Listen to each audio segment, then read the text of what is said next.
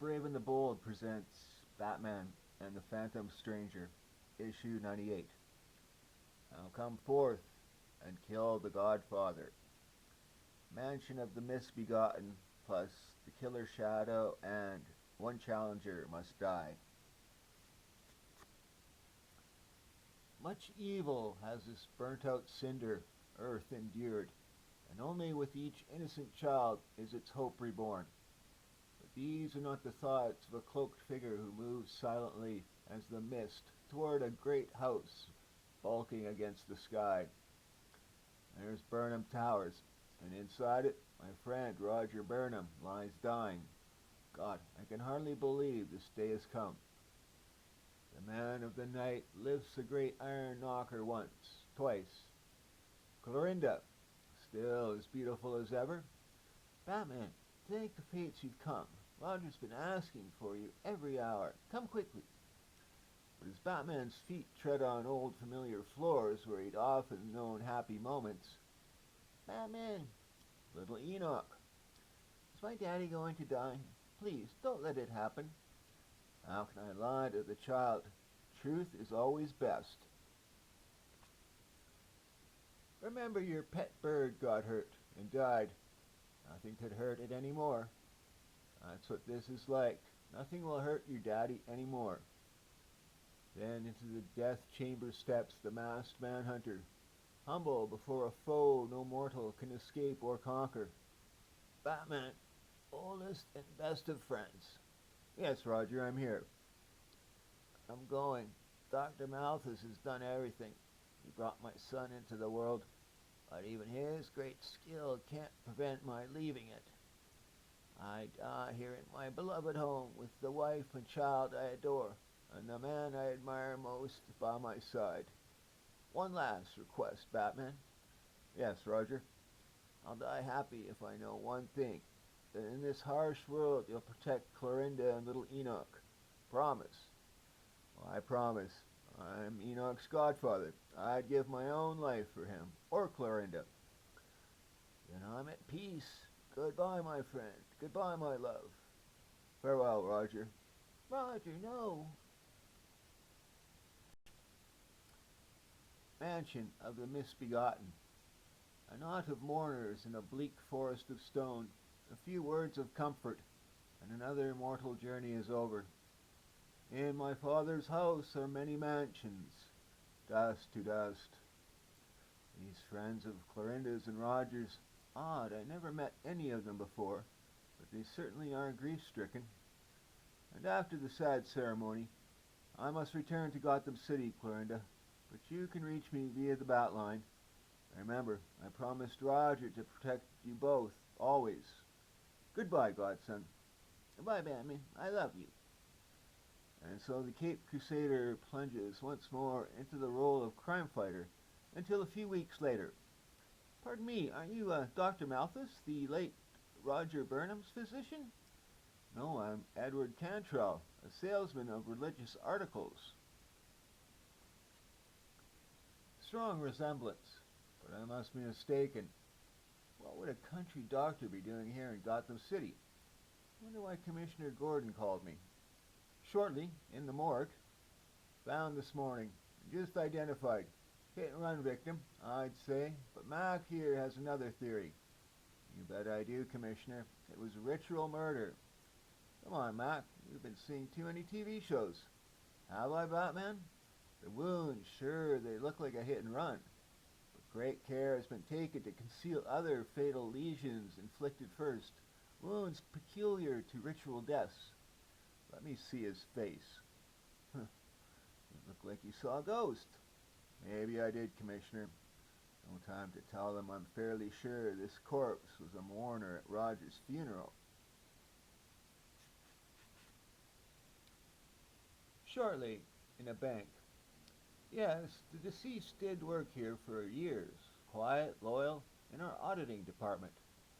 I can't believe this awful thing. You better believe he checked his last column of figures. Quiet, loyal, eh? Hardly a candidate for ritual murder. If you ask me, he was too quiet, cleaning out his desk, I found this, a chicken foot. Later, he called to say something's wrong up there, Clorinda. You're frightened? Of course. I'm on my way. And soon, 100 miles north of the city's concrete canyons. What is it? There's something in the house, Batman. A terrifying figure appearing these last few nights. Last night, Enoch saw it at the top of the stairs. Oh God, there it is now. But as the masked manhunter lunges at the eerie apparition, Batman! A second later, gone. Did it really exist? Yet something, some invisible force did slam me back. So it was there. You saw it too. Could it be Roger, returned to us in another form? Come now, grief and memory can play tricks on us. Roger's gone forever. Walt! Evening, Clorinda. Well, I'll be Batman. This is a great honor meeting you. Walt Higgins, Chief Constable at your service. I called Walt for help when Enoch first saw that thing. Walt, it was just here again. Now, Clorinda, you probably just imagined it. It's them I'm more worried about. Them. Group of local townies. They've been harassing and bad-mouthing Clorinda. Did it when Mr. Burnham was alive. Now he's dead, they're really after her. Resentful of her beauty, this house, accusing her of all kinds of sick things. I'm not the great Batman, just a country cop. But I can protect her and the boy just fine, you bet. The way he looks at her, he's infatuated with her. Can't blame him. Clorinda is a fabulous female. You're in good hands, Clorinda. I must get back. Now, don't worry. You're still upset from Roger's death. It's only natural. I suppose so. Goodbye, Batman. A photo of the mourners at Roger's funeral. Odd idea. And something's wrong. I know. That murder victim I thought was one of them. He's not in the picture. Could I have had a memory goof? Like mistaking that salesman for Dr. Malthus? Maybe. I've got a hunch I'd better not leave just yet. Maybe I didn't see that apparition. There was a strange force there. I didn't want to scare Clorinda about. Good blazes, it. Again. And pointing toward the house. What's that? Music, laughter, weird laughter. Gone, just like the other time. Walt Higgins' car is gone. What's going on inside? As Batman squints through one of the panes, good heavens! Sometime later, through a haze of pain and throbbing, whirling pinpoints of light, Batman sees Clorinda, Enoch. Oh, I feel so awful about this. Those chimney pots are toppled by the slightest breeze. I warned Roger about them often. This room, I thought I saw... My friends? You all come to comfort me in my grief. Roger's dead 1 month tonight. Let my friends help you, Batman. You need to rest. You got a nasty blow. My head. Yes, of course. Batman, could you sign this? Give me your autograph? It would mean so much. What an inconsiderate thing at this time. It's all right, Clorinda. I feel shaky, but not that bad. Oh, thank you. I'll treasure it always. Shortly. You rest a while. I'll get rid of my guests. Mind if little Enoch stays with you? He adores you so. Feeling better? Yes, son. Your being here helps a lot. Suddenly a strange stupor overcomes the Cape Crusader. What's happening to me? What's that I hear? Someone aiming a crazy trident at me. Deeper, deeper into his pulsing flesh, he feels the cruel tines press. Suddenly the deadly pressure ceases. My God, it's menacing Enoch. My legs can't move to help. He's dwindling. flying through the keyhole. The next amazing moment, it's changing form. It's a phantom stranger. Yes, Batman, it's your old friend you now see again. Phantom stranger, that mysterious master of the occult Batman first met in Brave and the Bold '89. What is his mission here? But, but I don't understand. You tried to kill me with that trident. Not I, but your godson certainly did. Enoch, preposterous. But true, that this house is a coven for witches and warlocks, and Clorinda and little Enoch are their masters. What? I can't move. What's wrong with me? You gave a witch your autograph. She used it as a token to hex your body. This counter potion should help. Moments later, you really did see that coven celebrating through the window. That chimney pot didn't fall accidentally. You mean someone toppled it on me? Exactly. To protect myself from the coven's spells, I assumed spectral form, surrounding myself with a psychic barrier, but leaving me voiceless. And that's what I slammed into on the stairs. But little Enoch, a warlock? You saw him transmigrate himself through the keyhole when my psychic powers overcame his. That broke the spell and allowed me to resume normal form. But he's only a child. How could he be a killer? Who else is in this room with you but him? I've been watching the coven for some time. Enoch's the evil godling they all worship. Everything else makes sense now. The bank auditor really was ritually murdered. But that Chickenfoot, a witch's warning, he was marked for death. Perhaps we're trying to leave the coven and go straight. That funeral photo, phonied to allay my suspicions. And that was Dr. Malthus I saw, except he's probably no doctor. Oh, he is kind of a witch doctor. No joke intended. Having the great Batman as a friend of the family was perfect cover for their doings. But once you became suspicious, they tried to kill you. They seem to have dispersed. Come. To think poor Roger married to a witch and never knowing it. Don't they fear you now? If you confronted her, she'd deny all. Who would believe our preposterous story? That she used Roger to father her child and provide her with wealth and this house as a coven's lair, and then had him murdered? Murdered? That's why we need legal proof the coven exists. Proof of their crimes, including Roger's death. That's my kind of bag, and I've got a plan how we can get that proof. Then, as a mournful sound rides the night air, a child crying. That's Enoch in the window. Ignore that spawn of evil, Batman. It could be some trap. Come. The following night, a court order to exhume Roger Burnham's body. You expect foul play, Batman? I don't know, Walt, but it's your duty to carry out the order. Hit him, now! There are special places sacred to the slaves of evil. And now, near midnight, the dread procession marches with slow step into an abandoned quarry. Enoch, Enoch, all-powerful be his name. Let the sacrifice to his greater glory be done. Minutes later, now, my whelp of darkness, it is for you to plunge the naked blade into this unbeliever. We are safe here. That spectral figure that haunts the house knows not these sacred precincts. Suddenly, the inert masked manhunter regains consciousness.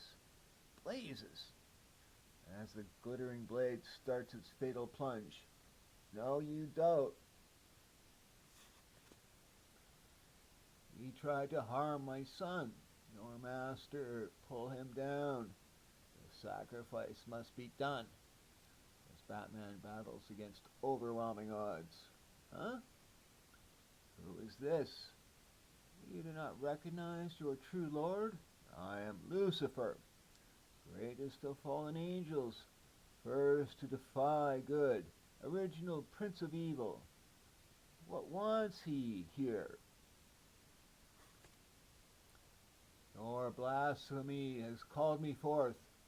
A mortal of his distinction is only fit to be sacrificed by one of high stature. I, Lucifer, thus I prepare him. Now I depart, taking him to a proper consecrated death. Shortly in shrouding woods, so it was you, phantom stranger. When you didn't return from the cemetery, I checked out the coven's haunts. That was a vial of harmless gas I used to knock you out. How are you feeling? For a guy who's been slammed with a shovel and almost sacrificed, not bad. But I keep seeing that look in the boy's eyes. Yes, your godson's pure evil, the mystic source of the coven's power. Without him, they'd be powerless. We must get our hands on Enoch, but secretly. My first plan to exhume Roger's body failed because even Constable Higgins is one of them. The next night, there he is, playing like any ordinary child. But I know different. Phantom Stranger said the sack had properties to cancel his warlock powers. I hope. A few days later, in a Gotham hospital, ward equipped with a one-way window.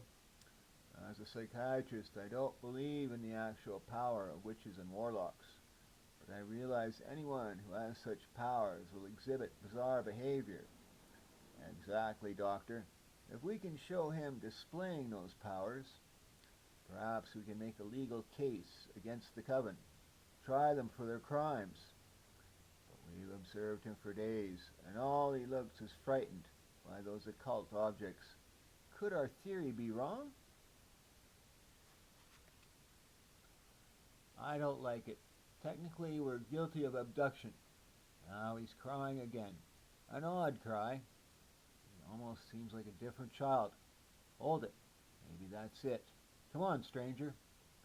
Some hours later, what are we doing here in the town hall in the middle of the night? Researching my fine phantasmic friend. Just as I suspected. And shortly, why did we return?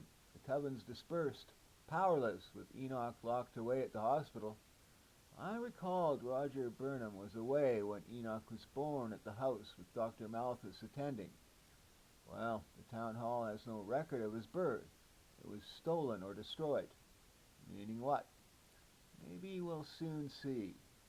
Moments later, as the pair appear inside, it's Enoch on his satanic throne. But it can't be him. I'll swear it is.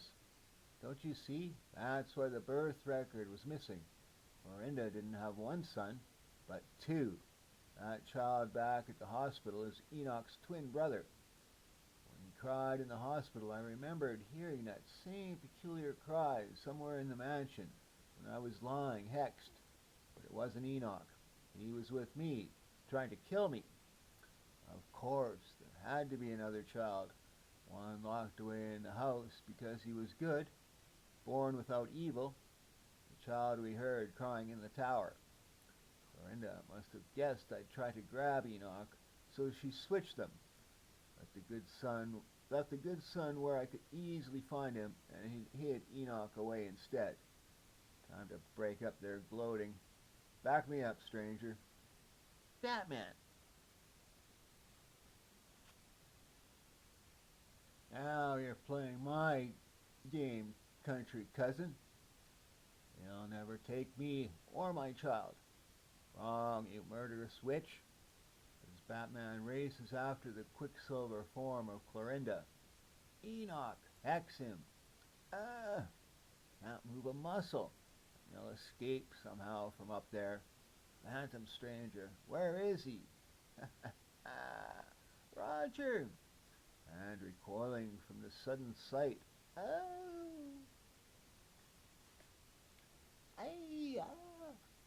Where were you? I had a psychic hunch you'd try to escape this way, but I got here too late to prevent the fall. Sorry. There, our hex is broken. Dead, both of them. They were mortal, fortunately. But what made her fall? I think I know. Roger Burnham's portrait, looking spectral as the moonlight hit it. It was the terror born of her own guilt that caused her fall. So poor Roger avenged himself in a way. With the coven finished, my work here is done. Farewell, Batman, until we meet again on some occult battleground. Sometime later. I couldn't save Enoch from his awful fate, Roger, old friend, but I promise you my new godson, Roger Jr., will have my love and protection always. Much evil has this burnt-out cinder earth endured, and only with each innocent child is its hope reborn. The end. The Phantom Stranger. Look behind you. Is your shadow still with you? Or was it stolen away and become the killer shadow? Editor's note. Phantom Stranger made his first appearance at the end of 1952. Here he is, as penciled by Carmine Infantino and inked by Cy Berry in a John Broome story. At a lawn party on his Long Island estate, John Melville makes a startling suggestion. As you know, I'm building a new summer house on my estate. To make sure the house lasts a long time, I must bury a human body under the building. What? Don't be alarmed, folks. According to the old legend, it is permissible to use a person's shadow as a substitute. Anybody willing to volunteer? Myra, how about you?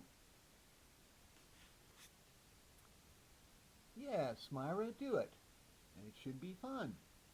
All right, but how do you go about burying a person's shadow? As Myra casts her shadow on the ground, her guardian, John Neville, measures the outline of the dark image. See? A string is stretched around the outline of your shadow, Myra. It holds it safely tied, so that by slipping the string into a box, the shadow itself is imprisoned inside. Now we shall bury the box under the cornerstone of the summer house. That night, as Myra reads a magazine in her room before retiring. Myra, can you hear me? What? Who are you? I am your shadow, the shadow you buried tonight. I am dying, Myra. When I am dead, you will die too, within 40 days. Your guardian forgot to tell you that, didn't he? That within 40 days, the person whose shadow was buried must die too. Look for yourself. You have lost your shadow. Oh.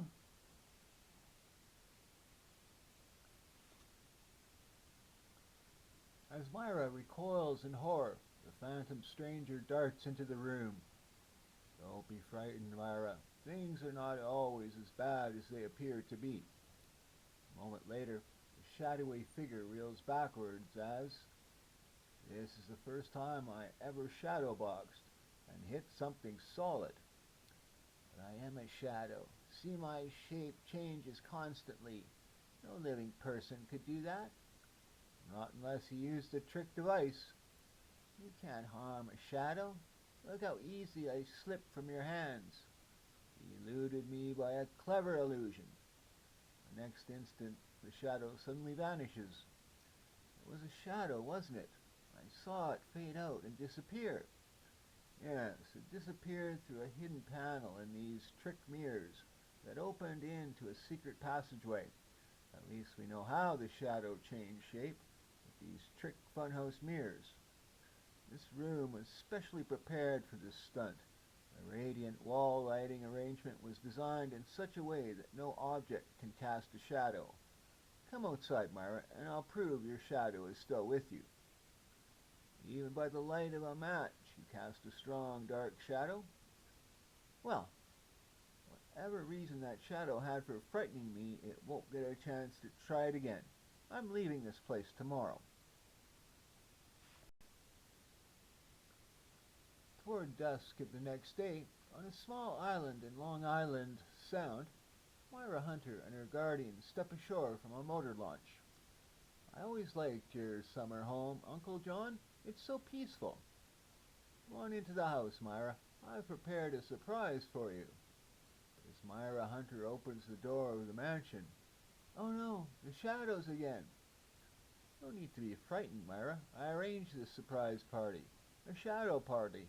Only to poke fun at your shadow experience of last night." "Surprise, Myra." "Magic lanterns, shadow shows. Isn't this fun, Myra? Maybe this is just the thing to cheer me up. Where's my costume?" Soon Myra Hunter is clad in her own costume, and the gay party is in full swing. "Ha ha! What funny animal shadows!" "Now, Myra, with our help, I'm going to show our guests a startling trick.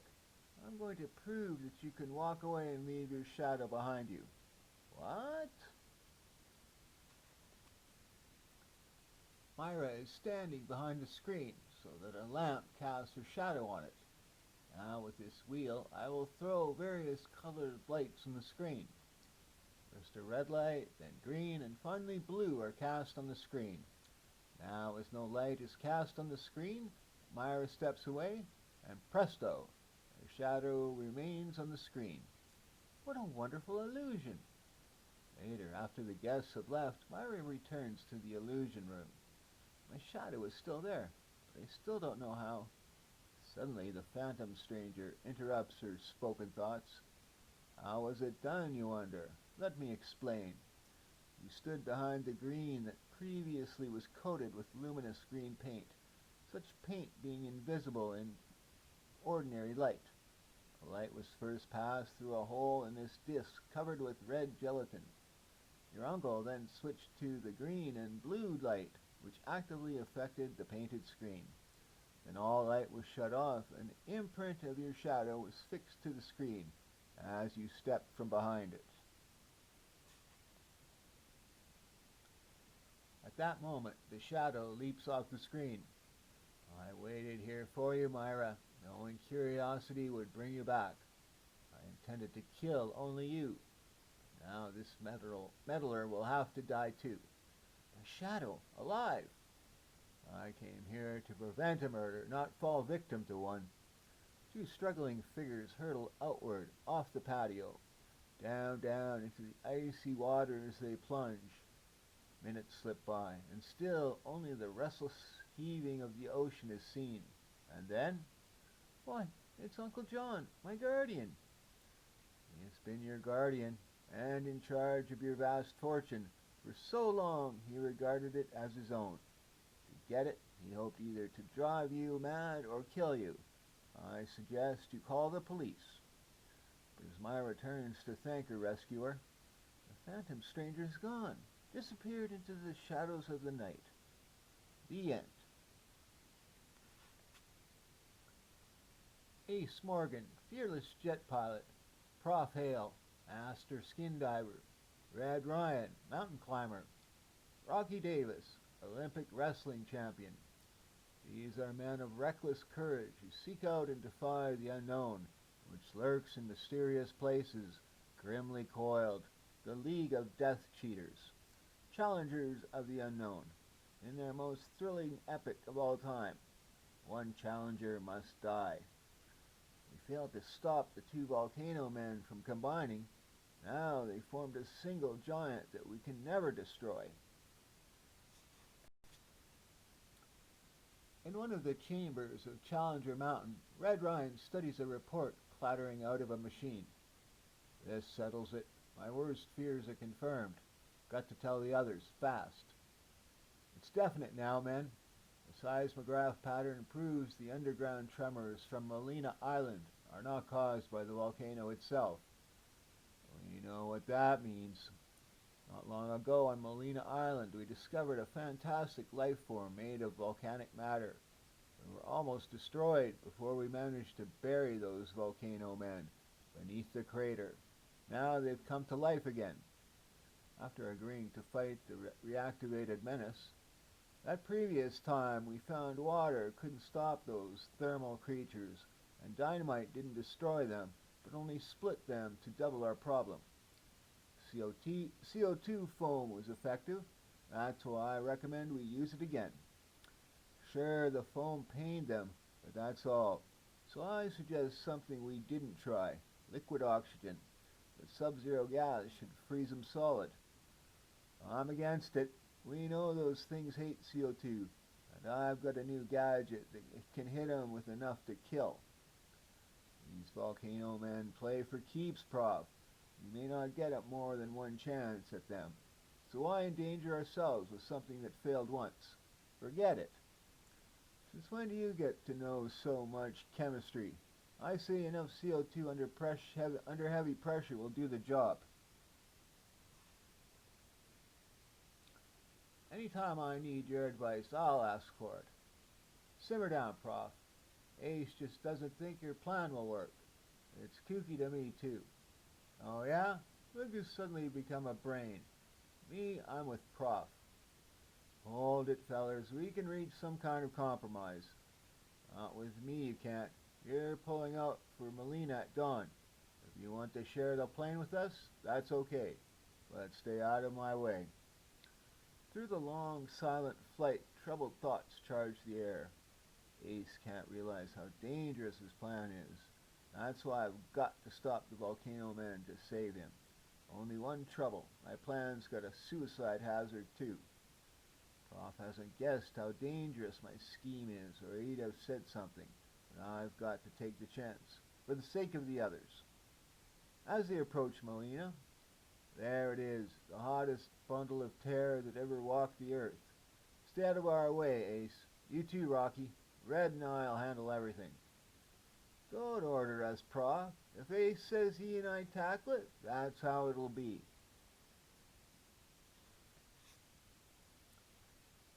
We'll land on that old World War II airfield we used last time, and good grief, look down there. A second one. The first is on the other side of the crater. That means we won't have to decide which team gets a crack at it. There's one walking inferno for each of us. After the team splits up, this thermal suit should give me enough protection so I can get fairly close to the volcano man before I hit him with the CO2. There he is. Let's clean him up fast, Prof, because we're going to have to go after Ace and Rocky to save their dumb necks from the other one. I sure hope Prof was right about coping with this thing. I couldn't tell Red about my one fear, or he'd never have let me go up against it alone. My plan will work only if I'm very close to it when I release the foam. Whew, I can feel the heat already. This is what I was afraid of. Even my suit doesn't protect me from the intense heat. I'm getting weak, but I'm almost in position now. Here goes. A high-charged stream of CO2 foam streaks straight toward the molten menace. Great Scott, the heat instantly baked the foam into a solid. I failed. Shattered it with a single swipe. Uh-oh, Prof's in real trouble now. I've got a little scheme of my own that might get the volcano man off his back, but put him right on mine. Red scoops up some volcanic rocks and, come and get it, hot stuff. I saw you eating these before, so I got a full-course dinner for you. Here's another. Come on, keep following me. Down the slope dashes Red with the monstrous, greedy thing thundering in pursuit. Last time we learned water turned to steam before it touched these babies, but maybe we didn't use enough of it. If it takes a dip in the Pacific Ocean, the cold water should inflict severe pain. Ow! It's getting him all right. Wait till Ace and Prof hear how I finished him off with nothing but a big bath. But as Red looks back from shore, oh no, he recovered from the initial shock. His heat's boiling the water. Guess there's no way to stop that thing. Meanwhile, Ace attacks the second volcano creature.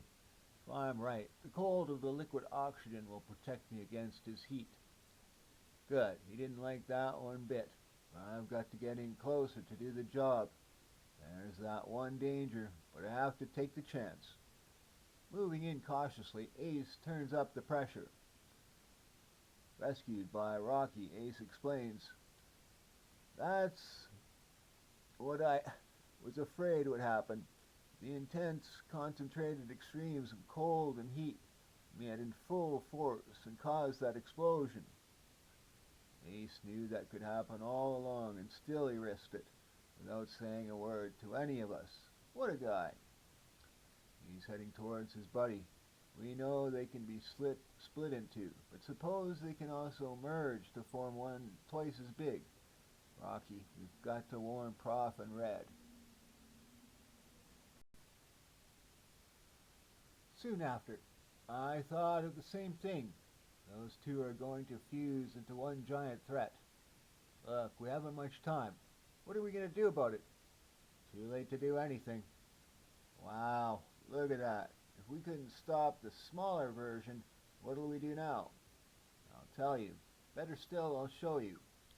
Ace would have finished our character if he'd gotten closer with the frigid gas. Well, I'm going to get plenty close. And don't any of you try to stop me. You guys never saw the day you could whip me. Maybe not individually. Sure, you could lick us one at a time, but not all at once. Don't feel bad, pal. It took 3 of us to do it.